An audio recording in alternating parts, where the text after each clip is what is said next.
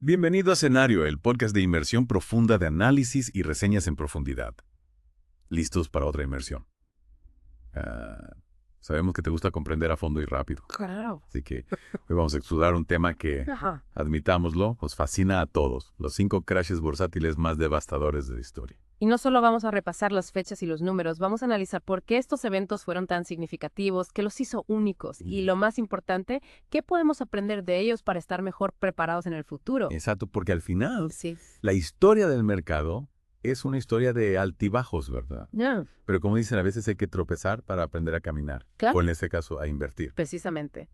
Y aunque cada crash tiene sus propias características, hay un patrón que se repite. Piénsalo. Miles, incluso millones de personas pierden grandes cantidades de dinero, mientras que unos pocos a menudo, los que vieron venir la crisis, se enriquecen con esas pérdidas. Es casi un juego de ajedrez a gran escala, ¿no? Donde unos pocos maestros mueven las piezas con astucia, mientras la mayoría observa sin comprender del todo lo que está sucediendo. Una buena analogía. Pero bueno, vamos a empezar con el rey de todos los crashes, el que marcó un antes y un después en la historia económica, el crash de 1929. El famoso Martes Negro, el 29 de octubre de 1929. Una fecha que quedó grabada en la memoria colectiva. ¿Pero qué lo hizo tan especial? ¿Fue simplemente una caída abrupta del mercado o había algo más? Bueno, la caída fue brutal sin duda. Imagina esto, el Dow Jones, el índice que mide el valor de las 30 empresas más importantes de Estados Unidos, pierde un 13% el lunes y al día siguiente otro 12%. Un golpe directo al estómago. Pero mencionaste que había algo más. ¿A qué te refieres? Aquel crash de 1929 no fue solo un evento aislado, fue el detonante de una crisis económica global que conocemos como la Gran Depresión. Ajá. El Dow Jones terminó cayendo casi un 90% desde su punto máximo. Imagina invertir todos tus ahorros en el punto álgido del mercado. Habrías tenido que esperar 25 años para recuperar tu inversión. 25 años. Una generación entera marcada por la crisis. Es increíble cómo un solo evento puede tener consecuencias tan duraderas. ¿Y qué hay del segundo crash de nuestra lista? El de 1973-74, ¿verdad? Correcto, aunque a veces se debate si realmente merece el segundo lugar en cuanto a gravedad, sin duda fue un periodo turbulento para los mercados globales. Lo que me llama la atención de este crash es que a diferencia del de 1929 que se originó en Estados Unidos, afectó a todos los mercados del mundo, ¿verdad? Exacto. Para entenderlo hay que tener en cuenta el contexto histórico. En 1971, Estados Unidos abandonó el sistema de Bretton Woods, que había establecido un sistema de cambio fijo entre el dólar y el oro. Esto generó una gran incertidumbre en los mercados internacionales. Es como si se hubieran roto las reglas del juego de repente, ¿no? Exactamente. Y a esto se sumó la crisis del petróleo de 1973, provocada por el embargo de los países árabes a los países que apoyaban a Israel en la guerra de Yom Kippur. El precio del petróleo se disparó, lo que provocó una inflación galopante en todo el mundo. Un verdadero cóctel explosivo para la economía global. ¿Y qué consecuencias tuvo esto para los inversores? Bueno, el Dow Jones perdió un 45% de su valor y las inversiones tardaron una década en recuperarse. 10 años. 10 años para volver al punto de partida. Eso sí que requiere paciencia y estómago para las pérdidas. Pasemos ahora al crash de 1987, el famoso Lunes Negro. Lo que me sorprende de este crash es que ocurrió en medio de un mercado alcista aparentemente sin previo aviso. Sí, el 19 de octubre de 1987 el Dow Jones se desplomó un 22% en un solo día. Una caída comparable a la que vimos al inicio de la pandemia en 2020. Es increíble cómo la sensación de seguridad puede desvanecerse en un instante, ¿verdad? Pero lo más curioso de este crash es que hasta el día de hoy nadie sabe a ciencia cierta qué lo causó. Exacto. Hay varias teorías, por supuesto. Algunos lo atribuyen al uso de programas informáticos de trading automático que amplificaron las ventas en cascada. Otros apuntan a la creciente preocupación por el déficit comercial de Estados Unidos. Un verdadero misterio financiero. Al menos en este caso la recuperación fue relativamente rápida. ¿Verdad? Sí, el mercado tardó menos de 2 años en recuperarse. Aunque el susto sin duda quedó en la memoria de muchos inversores. Es cierto, la rapidez de la recuperación fue un alivio para muchos. Pero pasemos ahora al crash del 2000, el estallido de la burbuja de las .com. Ese crash nos recuerda que la euforia y la especulación pueden llevar a valoraciones desorbitadas, creando una bomba de tiempo a punto de explotar. Las .com. Recuerdo esa época. Parecía que cualquier empresa con mia.com en su nombre valía millones sin importar si tenía un modelo de negocio sólido o no. Era la fiebre del oro digital. Y como en toda fiebre del oro, la codicia y la falta de análisis crítico anularon el juicio de muchos inversores. Desde 1995, el valor de las acciones tecnológicas se disparó, pero la realidad es que muchas de esas empresas no generaban beneficios reales.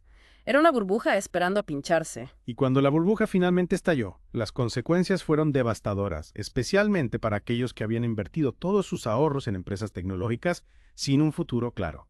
¿Qué tan grave fue la caída en comparación con los crashes anteriores? Bueno, el Dow Jones tardó 6 años en recuperarse, lo que no está mal si lo comparamos con la Gran Depresión. Pero el índice Nasdaq, que se centra en empresas tecnológicas, perdió un 80% de su valor y tardó 15 años en volver a los niveles previos al crash. 15 años. Eso sí que es una larga espera para recuperar tu inversión. Es un recordatorio de que no todas las burbujas son iguales y que la recuperación puede ser mucho más lenta en ciertos sectores. Exacto. Y esto nos lleva al último crash de nuestra lista, la crisis financiera de 2007-2009, una crisis que sacudió los cimientos del sistema financiero global. Esta crisis no fue tan repentina como la del 87 o la del 29, ¿verdad? Se sintió más como un lento descenso a la oscuridad. Sí, la crisis financiera de 2008 fue un proceso gradual que se gestó durante años. En esencia, se debió a la acumulación de activos tóxicos en el sistema financiero, especialmente hipotecas subprime, que se vendían como productos de bajo riesgo a pesar de su alta probabilidad de impago. Es como construir un castillo de naipes sobre una base inestable. Tarde o temprano todo se derrumba. ¿Y qué papel jugaron los bancos en esta crisis? Los bancos jugaron un papel central.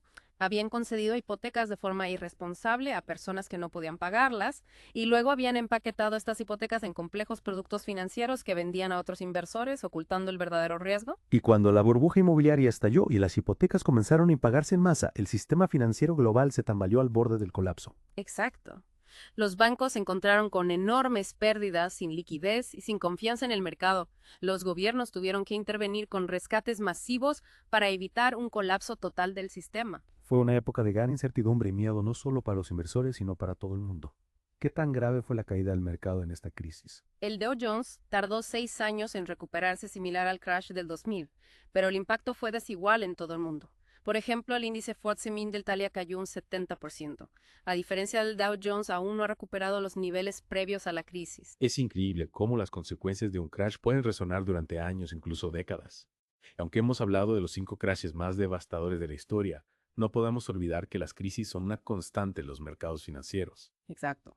De hecho, hace poco vivimos una caída significativa del mercado al inicio de la pandemia en febrero de 2020, aunque en este caso la recuperación fue sorprendentemente rápida. Sí, recuerdo esos días de incertidumbre. El mundo entero se paralizó, los mercados entraron en pánico, pero como bien dices, la recuperación fue rápida, casi como un rebote. ¿A qué lo atribuyes? En parte a la intervención rápida y decisiva de los bancos centrales y los gobiernos que inyectaron liquidez en el sistema y aprobaron paquetes de estímulo fiscal sin precedentes. Pero también a la naturaleza singular de la crisis que no se originó en el propio sistema financiero, sino en un factor externo.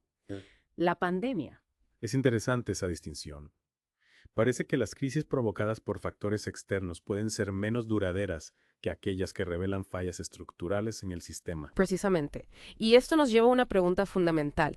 ¿Qué podemos aprender de todos estos crashes? ¿Hay alguna lección que podamos aplicar para navegar por los mercados con mayor seguridad? Host Speaker.